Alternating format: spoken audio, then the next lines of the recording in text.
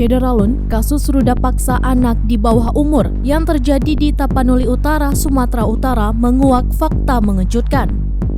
Ternyata, dari 10 pelaku yang melakukan perbuatan asusila terhadap remaja putri berusia 16 tahun tersebut, 7 orang diantaranya juga masih di bawah umur. Ironisnya, semua pelaku pemerkosaan anak itu berasal dari satu kelurahan yang sama.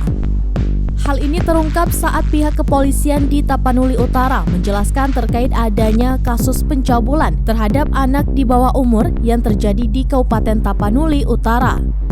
Kasih Humas Polres Tapanuli Utara, Aibtuwal Ponbaringbing menjelaskan, di sebuah kecamatan yang ada di Kabupaten Tapanuli Utara, ada 10 orang pelaku pencabulan.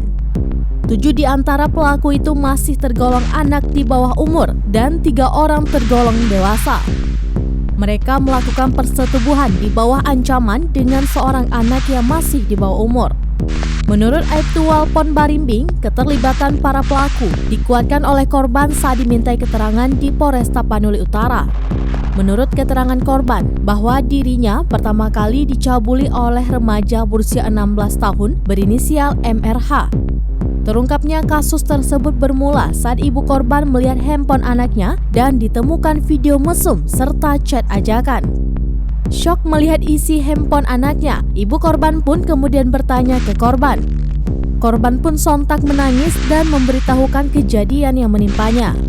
Atas perbuatan para tersangka, kepada mereka dipersangkakan melanggar pasal 76E Junto, pasal 82 ayat 1, 2, 3, dan 4 Undang-Undang Republik Indonesia tahun 2016 tentang Peraturan Pemerintah Pengganti Undang-Undang Nomor 1 tahun 2016 tentang Perubahan Kedua atas Undang-Undang Nomor 23 tahun 2002 tentang Pelindungan Anak dengan ancaman hukuman minimal 5 tahun dan maksimal 15 tahun penjara.